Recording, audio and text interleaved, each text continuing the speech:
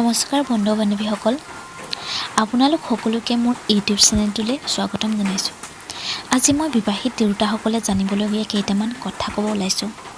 আশা কৰোঁ সকলোৱে শুনিব আৰু ভিডিঅ'টো ভাল পালে অনুগ্ৰহ কৰি এটা লাইক, কমেণ্ট আৰু শ্বেয়াৰ কৰি দিব।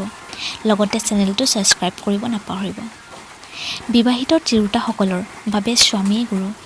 স্বামীকে ঈশ্বৰ বুলি ভাবি পুৱা গধূলি সেৱা কৰিব লাগে। তিৰোতাসকলে স্বামীক ঈশ্বৰ মানি সেৱা কৰিলে ঈশ্বৰো সন্তোষ পায়। তেওঁৰ কৃপা লাভ কৰিলে সকলো বিঘিনিৰ পৰা হাত সাৰিব পাৰি।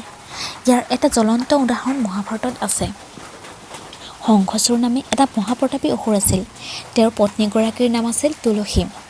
তেওঁ স্বামী অসুৰ হ'লেও স্বামী ভক্তি অটুট ৰাখিছিল।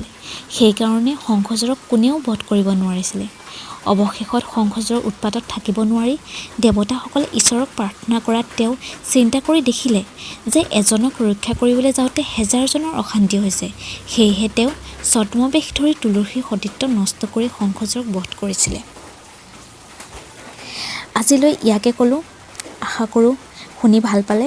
নেক্সট ভিডিঅ'ত আৰু ক'ম। আপোনালোকৰ আশীৰ্বাদ পালে। এতিয়ালৈ নমস্কাৰ।